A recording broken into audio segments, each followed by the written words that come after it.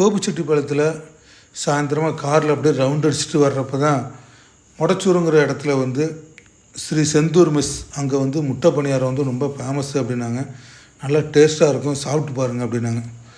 அந்த முட்டை பணியாரத்துக்கு என்ன பண்ணுறாங்கன்னா, பச்சை மிளகா, கொத்தமல்லி தலையெல்லாம் நல்லா பொடியாக கட் பண்ணிவிட்டு ஒரு பெரிய அகலமான பாத்திரத்தில் எடுத்துக்கிறாங்க. தேவையான அளவு முட்டையெல்லாம் உடச்சி ஊற்றிட்டு கூடவே வந்து தேவையான அளவு இட்லி தோசை மாவு 2-3 கப்பு ஊற்றிட்டு கரண்டியால் வந்து நல்லா கலந்து அடித்து அப்படி வச்சுக்கிறாங்க.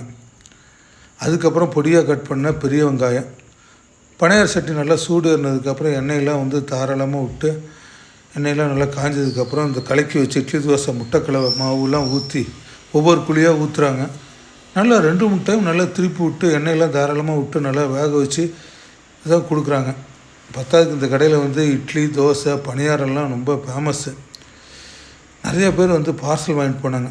சரி, நாங்கள் ஃபஸ்ட்டு வந்து இந்த முட்டை பணியாரம் தான் வந்து நாங்கள் டேஸ்ட் பண்ணி பார்க்கலான்னு சொல்லிட்டு அதுக்கு வந்து தேங்காய் சட்னி, கார சட்னி, தக்காளி குருமா இதெல்லாம் கொடுத்தாங்க.